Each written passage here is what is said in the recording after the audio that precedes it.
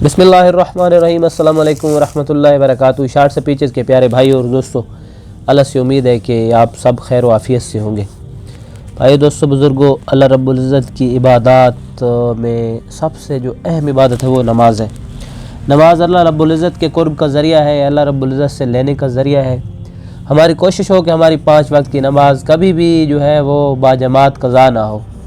हम घरों में एक आज का रुझान बन गया है यंग जनरेशन में कि बच्चे जो हैं घरों में ही नमाज़ पढ़ लेते हैं। अव्वल तो पढ़ते नहीं हैं, जो पढ़ते हैं वो घरों में पढ़ लेते हैं। मस्जिदों के होने के बावजूद अज़ानें सुनाई देती हैं, महल्ले की मस्जिद में कोई जाने के लिए तैयार नहीं है। तो भाई दोस्तों, हम अपनी नमाज़ों को 5 वक्त जो है मस्जिद में अदा करने वाले बन जाएँ।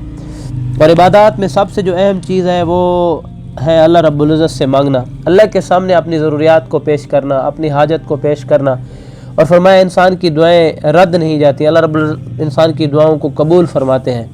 तो आज भाइयों दोस्तों, दुआ जो है फरमाया इबादत का मग़ज़ है। तो आज भाई एक ऐसा इसमें आज़म आपकी खिदमत में लेकर हाज़िर हुए हैं जिसकी करने से अल्लाह रब्बुल इज़्ज़त दुआ को बहुत जल्द कबूल फरमा लेते हैं और आप जो भी मांगते हैं आपको फ़ौरन मिल जाता है। तो भाई दोस्तों बुज़ुर्गों, वो इसमें आज़म बहुत आसान अमल है। उसकी तरफ जाने से पहले आपसे रिक्वेस्ट है कि हमारे चैनल को सब्सक्राइब करें और अच्छा सा कमेंट्स करें। कमेंट्स के ज़रिए आप हमसे रब्ता भी कर सकते हैं।